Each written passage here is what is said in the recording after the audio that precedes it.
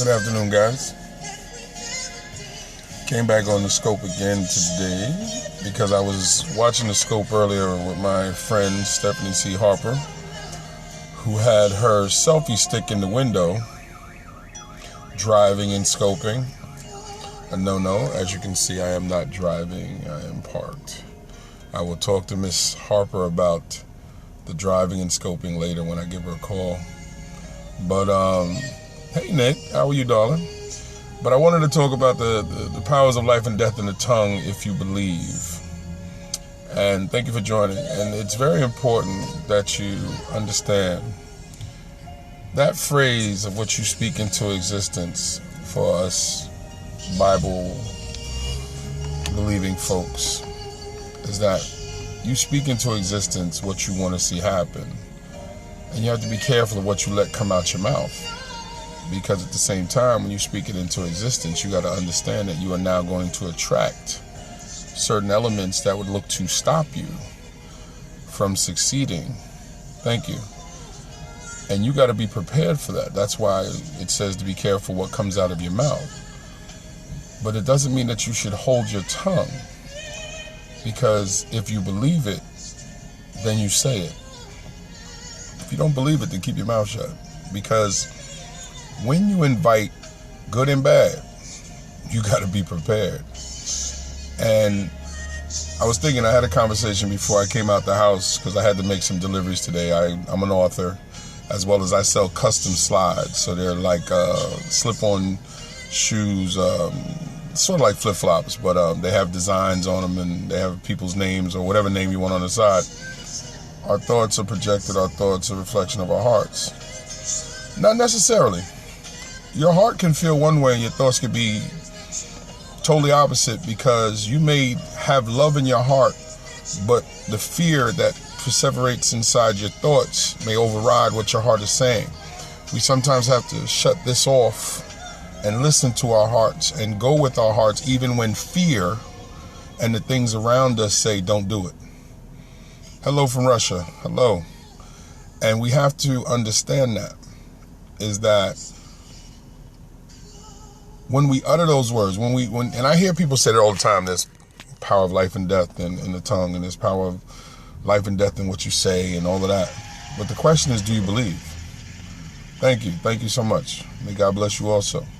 The question is, do you believe? Because if you don't believe, then what's the point? Because we have to look at what it is, the goal, keep the goal in mind. And then when we say it, get out there and do it. God bless. Thank you. Because I'm in business for myself. Okay, thank you. I'll explain my profession. I'm an educator. I am a 19-year educator for New York City Department of Education. I am also an entrepreneur. I own my own publishing company. I'm an author, poet, mentor, speaker, husband, father. So I wear many hats. So I am very careful with what I say, what I put out into the world, who I speak to, how I speak, because you have to be mindful of everything that you put out to the world. I also know that I am comfortable with the good and bad that's going to come.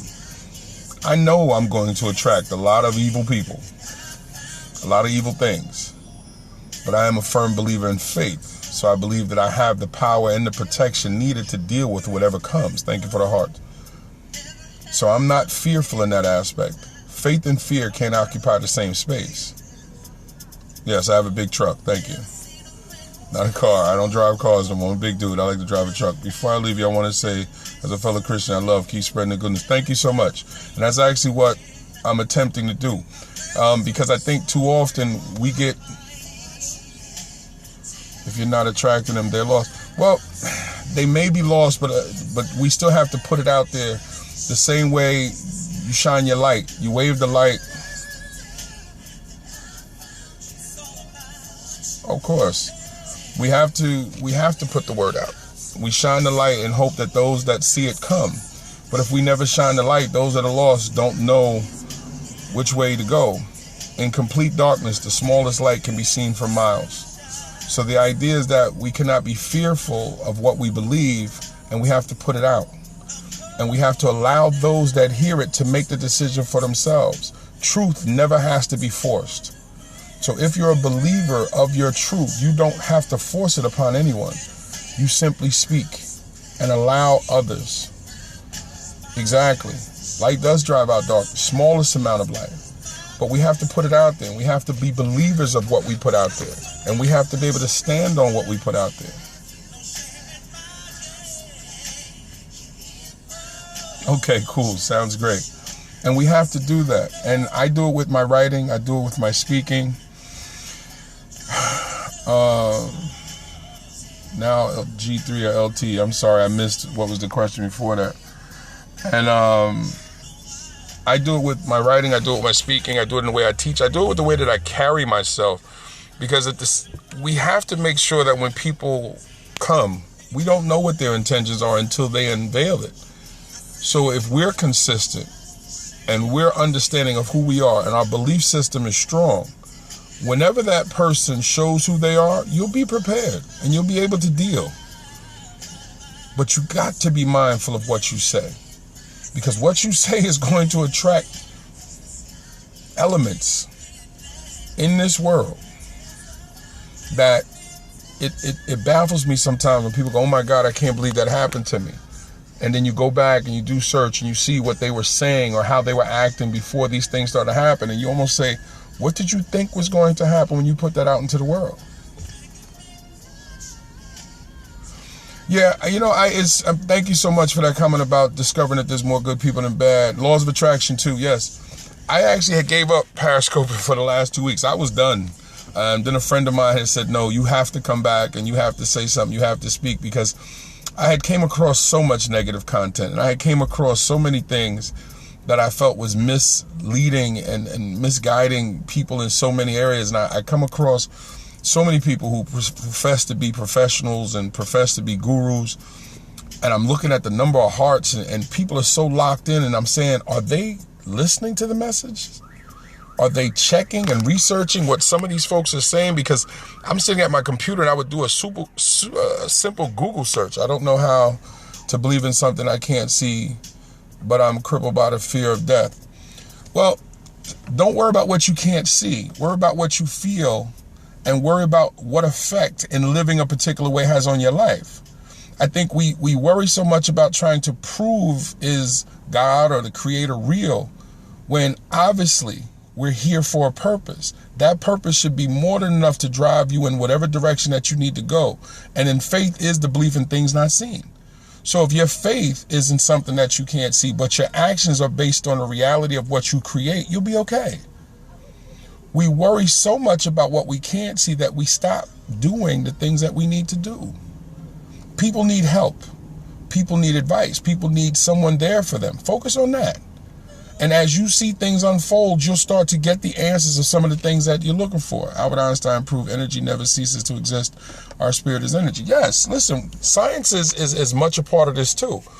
But it still comes down to what you believe. Because there will be some folks who will argue that.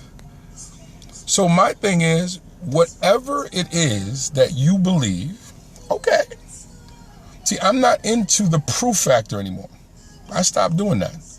I stopped trying to prove to anyone else but myself. I don't have to prove to you what I believe. All I have to do is believe and act on those beliefs, help people based on those beliefs, create people based on those beliefs. Here's what you have to do is what works for you. I'm sorry, I missed your name, so if you come back on. And it's hard to believe if you're all over. Take a minute and stop and step back and ask yourself, what type of person are you? Believe in that. If you believe that you're a righteous person, then look for the things that would line up with righteousness. The things that line up with who you are and what you do. And as you start to venture in that way, find people that feel that way, you'll start to notice that something will speak to you internally. See, I know when I'm in a room full of people that I don't feel comfortable with, so it's time to go. I know when I'm listening to music that doesn't suit me, it's time to turn it off. Yes, you have to. Well, that's the bottom line to everything. And what you wrote was, if people can't see it, is take responsibility for your actions. Of course, it's always come. That's what I mean by the belief. Is I control what comes out my mouth. I control what I believe. As I just said, I'm not worried about anyone else saying, well, how can you stop right there? I'll explain it to you, and then you take it any way you want to take it. I've had people call me insane. I've had people, how could you be an educated man and believe? And I stop them. Excuse me. My education simply means that I finished college and I have my master's degree. Okay, that just means I have a certification that I met the requirements for a degree. My beliefs are personal to me because it is my guidelines for how I choose to walk in my path. If that path is considered foolish to someone else, stand off to the side and call me a fool, but allow me to walk. And the idea is, okay, I'll definitely check you out. I can't guarantee I'm gonna follow you until I see what you're talking about. So I don't randomly follow. But that's something that why we get on here, to meet new folks. So I'll definitely check you out. So the idea is, we have to be accountable to ourselves, and we have to be accountable for what comes out our mouth. But the question is, what do you believe? Okay, cool. I'll definitely check you out. I love a good comedian. And so the hope is that as you listen, that you're really asking yourself, is that if there is power of life and death in what I'm saying, then what am I saying? What am I filling others with about me? And what is fueling what I'm saying? Where is my belief in that? That's why I said, if you believe, because your beliefs will funnel into who you are. Talk to a thief. His belief is, if I can get away with it, what's wrong with it? Talk to a cheat. He'll say, okay, if I don't get caught, ain't nothing wrong with it. No one's really hurt. That's his or her beliefs. So you have to stop and look in the mirror and ask, what is it that I believe? Okay, definitely. What time is the show? Let me know. In the Eastern Standard, what time zone? But again, you know, as an author, as a poet, as an educator, I don't go into the classroom with preset beliefs about children. 7 p.m. Okay. I'll try to come by and check you out for a little while, because I'll be home watching my little girl. So I think I have time to jump on a little bit later. But I was saying is, when I go into the classroom, I don't go into the classroom preset beliefs about children. That would be unfair. Thank you so much for inviting me. It would be unfair to the child that I'm teaching. As the educator, my job is to present knowledge, and then in some tactical way, get the children to understand how that knowledge can help them. And then what I have to go on in terms of belief is what I assess based on how they understood the knowledge. Because what I might find out is I'm 100% wrong in what I tried to teach and how I tried to teach it. I can't put that on the child. And also you have to understand is that if you don't know the children's background, you definitely can't come in with a preconceived belief about them. So you have to be very mindful. And I'm hoping that as folks are listening, whether listening live or listening on replay, that power, that life and death is not just physical, emotional. No, I do not speak Portuguese. Portuguese, I'm sorry. I'm struggling with the English language, it seems like right now. No, I would love to speak multiple languages, but I do not. So I'm sorry about that. But I think you have to think of the different types of death: financial, emotional, social, because one wrong word in the wrong place could harm you, your employment. Now, I don't podcast it. I would love to. Pretty much after I finish here on Periscope, I move everything over to YouTube, so it'll be there so folks can see it. So no, I used to have my own radio show, but it got too time consuming for my wife and I. So between teaching during the day, then trying to find time to write and try to find different speaking engagements, it is very difficult. I would love to do a podcast. Maybe I'll look into that. Thank you for the suggestion. And thank you for the hearts. I don't want you to think I'm ignoring you. I got to remember that that's part of this format too. So I definitely appreciate that. Oh, what subject do I teach? Well, I am a health teacher, physical education teacher. I have taught English. I have taught science. I've taught social studies. I have taught math. I have been a dean of students before this year, I was a dean the last 7 years.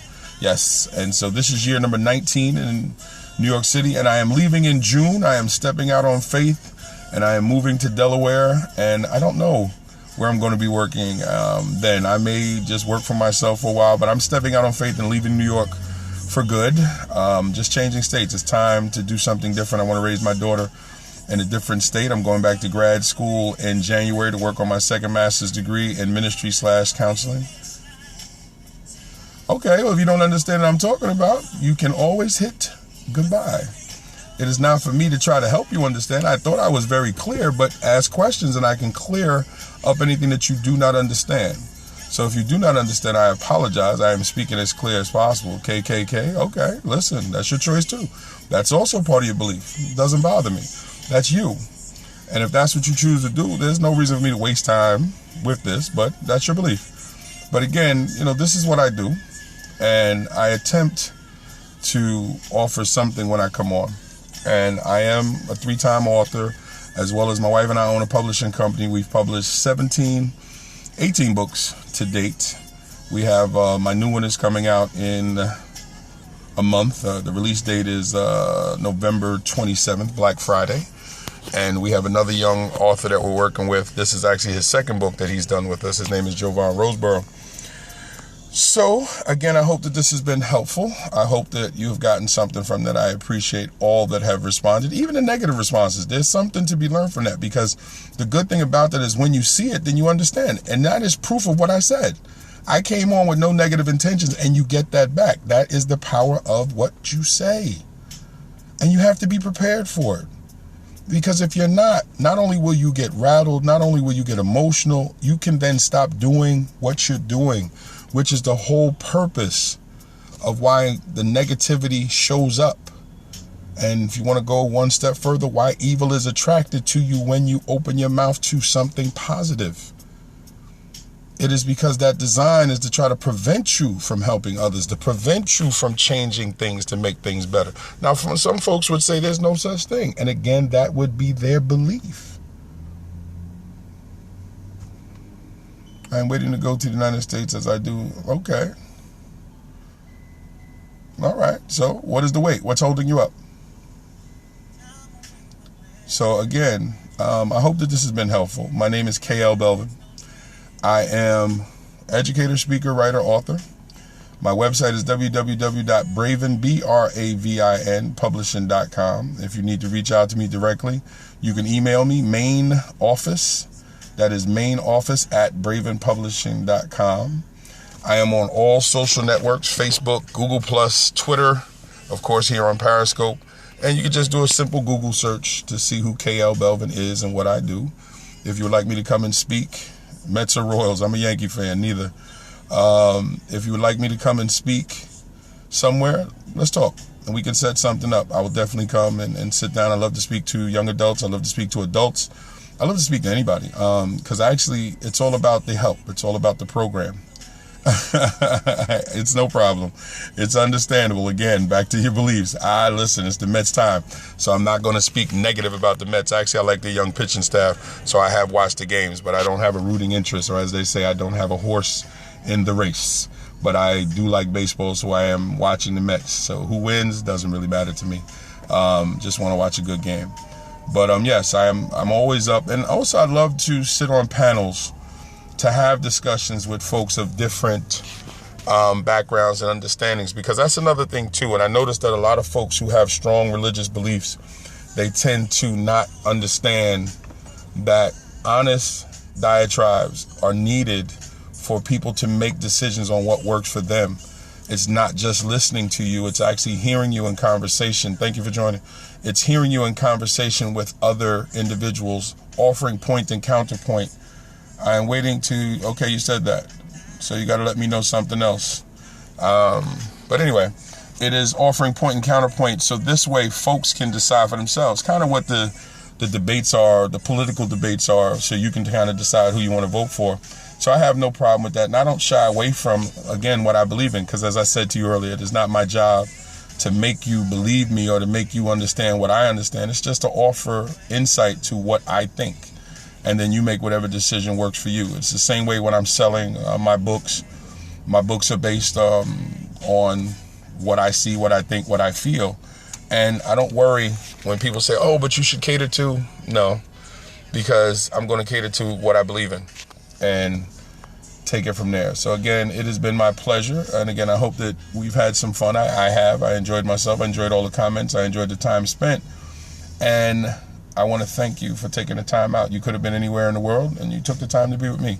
And I appreciate it. So look forward to hearing you. Look for me on the different social sites, and we can talk. Take care.